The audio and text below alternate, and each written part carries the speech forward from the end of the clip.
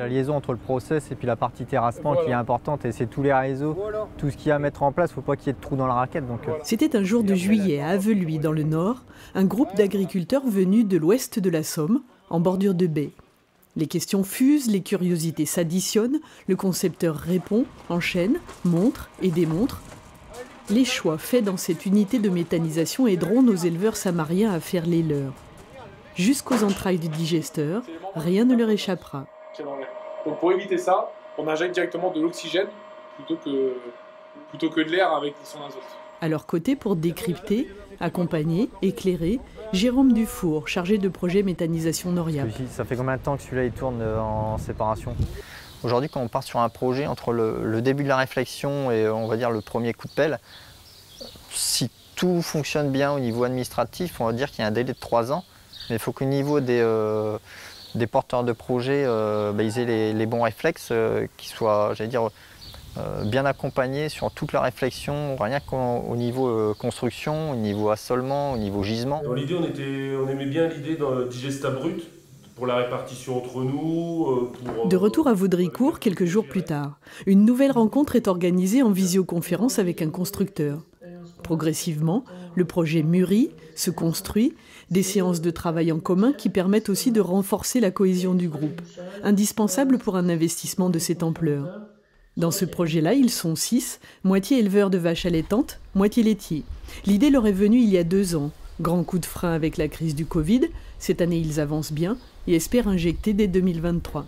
Il y a un apport technique, parce qu'on est toujours en train d'évoluer sur nos productions et la coopérative elle nous aide pour ça.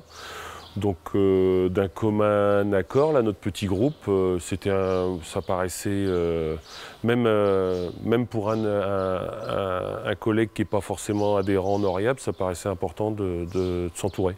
Il y a beaucoup d'allers-retours entre l'administration, nous, le groupe, le maître d'œuvre, le constructeur. Donc toute cette partie-là, c'est vraiment un temps assez conséquent. Et au niveau des porteurs de projets, ils ont aussi leur exploitation à faire tourner.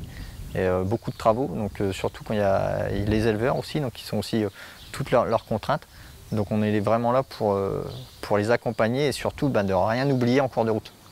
Changement de saison, nous sommes ici dans une vitrine de cives d'été destinée à la méthanisation, prête à être récoltée. Bertrand y conduit des essais, en dérobé, sorgho, tournesol, mois, nigel ou millet. Les essais sont en place depuis déjà 3 ans.